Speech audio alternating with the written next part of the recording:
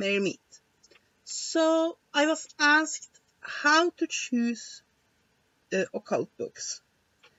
And I have made a video some time ago about a similar topic, but since it was a question, I will make a video about it. And basically, this is not going to be recommendations of specific books, but rather some advice in how to find the right books for you. Now, the first thing you want to do is you want to figure out what area of the occult is it that you're interested in. Which area of occult is it that you're looking for a book in? Because if you want to learn about ritual magic, it won't help you much to buy a book about New Age angels. So, of course, often you can learn something from one genre in another genre. That's fine. You can learn about paganism from ritual magic and vice versa, and so on and so forth. Absolutely no problem with that. But unless you're buying a lot of books, you might want to then go specifically towards the field you are interested in. So, then again, like I said, with how many books you buy, that is also a thing you need to keep in mind when you're choosing a book. If you buy 5 occult books a month, you can afford to get some duds. But if you might buy 2 or 3 a year, you would want those 2 or 3 to be amazing books that will really help your path along. So that's the second thing you have to do. Once you've decided what topic within the occult am I looking for a book about, you would want to sit down and decide how many books am I buying about this topic, because that will be important in the choosing process. Also because some books, for example, have several volumes, or some books might not be so useful without a companion, and so on and so forth. So you need to basically determine how much reading time and money are you going to spend on this. And then, so that's basically the first things I would do when figuring out what books to buy for a field. Now, the third thing I would do is to go into places like Amazon and just type up what I'm looking for. Let's say I'm looking for books on Wicca. But type Wicca in the field and I will see what books comes up, because those are the ones that comes first are often the ones that are most bought and most talked about. And while definitely it's not always so that the most popular books are the best, it's very often a good place to start. So then browsing down, I would look at what books seems interesting, choose a couple of those and click on them, and then look at the reviews. What are people saying about these books? Now again, of course, you cannot always trust the review ratings, because first of all, if somebody else don't like a book doesn't mean, for example, that you won't like it. But it is a strong indication, whatever or not this is a decent book, if many people are satisfied with it. Or if many people say this is just shit, then that is a strong indication that it is. And of course, you should always do your own research.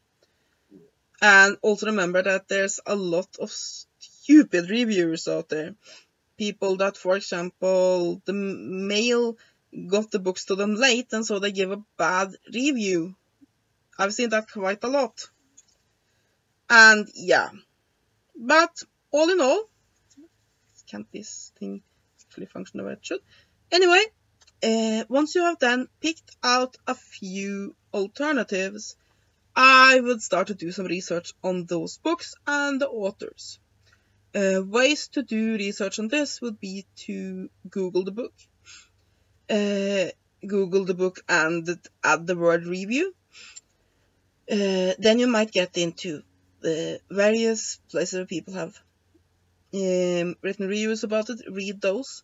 If you are a member of any occult forums, either on Facebook or on separate forums and so on and so forth, asking there if the books that you are considering are any good, and also asking if there's other books they would recommend would be a good idea. And again, here remember to narrow down what you are looking for. If you are a complete Wiccan beginner, you will be looking for other kinds of books than if you are looking for something to expand beyond that, or if you perhaps are looking for one specific part of the religion to study. So basically, by first determining what category are you looking for a book in, then determining how many books are you going for, and then going through Amazon and finding alternatives there, and then doing some research on that. Now, here's where it's important to know how many books you're buying. Because if you're buying a lot of books, then that means you can get by doing less research. If you then see a book and think, really, that really sounds like something I would like, you might want to pick that up. Not saying that it isn't wise to research, but then you can be less careful about what you buy. So those are the generals. That's generally when I am interested in some topic within the occult. That is how I go about finding something that I think I will like. Of course, you can also do the same by browsing actual bookshops. And just remember to have a piece of paper and a pen with you, or just write it up on your phone or something like that, the titles you like, and then doing some research on them. When you walk around with some smartphones, you can always just go get a cup of coffee and check out the books you're interested in, and then you can come back and buy them. So basically, browsing around, seeing what you can find, and then seeing what others think of those books is a good way to get books that are relevant to you. Another thing that many people do, and I do at times too, is to use magic to try to attract the right kind of book to me. One simple spell could be, for example, just lighting a candle, and then you just write up on a piece of paper what it is within the occult that you are wishing to learn. And you focus on yourself learning this, just keeping that in your mind, and you burn that piece of paper and you say words like asking the goddess and gods to send to me the book that will help me the most. Basically, just write whatever words you feel fit for you. Ironically, this is also a great way to reuse a lot of love spells, where you just, instead of trying to attract a lover, you just rewrite it a little bit so that you attract the right books instead. That's a great way to reuse those spells. And that can help you basically find the books that's right for you. Now, when you're done that, you might want to rely a little bit more about your intuition than just researching the hell out of everything, and rather go for the book that catch your attention. So it's two different approaches there. So yeah, of course, another way to get books is to go for the cheap route and hope for the best. So, for example, going to used bookstores and other places where you can get lucky and get books cheaply, and Goodwills and so on and so forth. Often you'll be amazed how many occult books you can find in places like that, and yes, basically picking things up cheap, just going through whatever is interesting for you, keeping that, and then either giving away or selling what isn't of an interest to you. That's also a way to build up your occult library. Now, one more advice I would like to give is to not get too attached to one particular author. And by this, I mean all authors have their own unique points of view. And what you do not want to do is just buy into another person's point of view. You want to be able to create your own. And one of the ways to do that is to read different opinions. One of the things I really, really agree with Don Craig in his Modern Magic is that one of the lessons is go out and get a book about ritual magic from a different author and read it. Because you need those different perspectives. So let's say you really like Scott Cunningham and you have bought several of Scott Cunningham's books. Not saying stop buying his books, but buy something from somebody else as well, because it will help you get another perspective on things instead of being locked into one of them.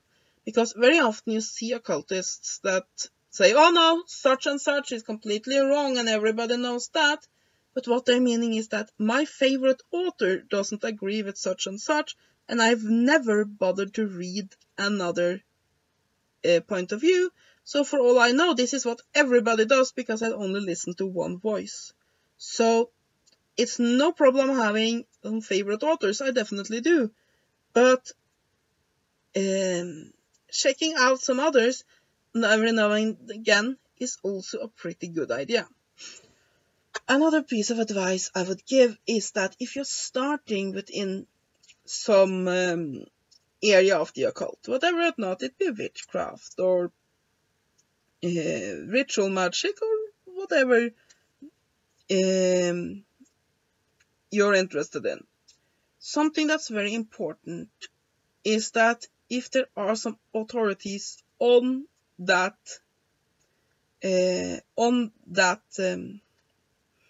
type of occultism, you should read their works as something of the first you do.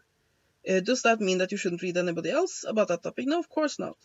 But very often, those that have helped shape a direction is a good place to start. So, for example, if you want to learn about Wicca, you should read Garrett Gardner's work. If you want to learn about chaos magic, you should read the books of Peter Carroll. You should go to those that are considered, especially when they are considered the founders of a system, but also those that are considered authorities on a system.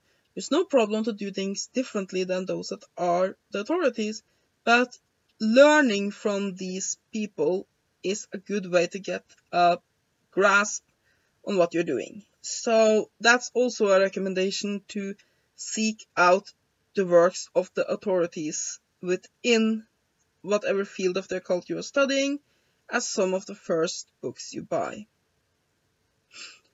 Now, as for where to get occult books, like I said, Amazon's a great place. Amazon have about any books that you can desire, so Amazon.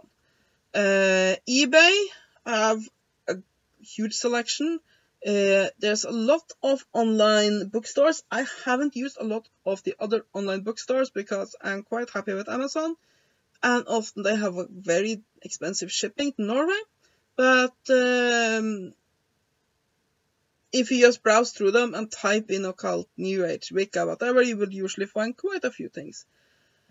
I'm not sure I would necessarily recommend buying your occult books at metaphysical stores. And here's why: they usually charge overpriced. Now, of course, it depends. What are you looking for? Sometimes it can be worth paying that extra for a book to go into a store and talk with people who do this for a living, who can give you solid recommendations. And also, it's a great way to build contacts within your local occult community. So sometimes paying that extra can be worth it for that. But in and of itself, specialty stores in whatever you are buying something from generally are more expensive than going to a big bookstore or a chain bookstore and buying it there. And of course, if you want to support your local community, I definitely recommend that. But if you're looking to get books cheaply and effectively, getting them online generally is the easiest way to get what you are looking for. As a final thing before wrapping this up, another good idea can be if you're learning together with a coven, for example, or just friends with similar interests, is to organize it so that you get different books so that you can borrow from one another. However, do remember to have some system in place if your coven or so on are basically buy books together. Because eventually chances are this coven will break up, and then you would want some way to give everybody a part of these goods, so that that somebody who has spent a lot of money getting books for the coven are not then left with nothing. So, and talking about these things and having an arrangement with who ends up with the books once the books have circulated around everybody and so on is a very good idea to avoid conflict. But of course, organizing with friends is a good way to more cheaply get to read more books. So yeah, that's just a few advice on how to start an occult library. I hope you have enjoyed this video. Have a great day, and blessed be.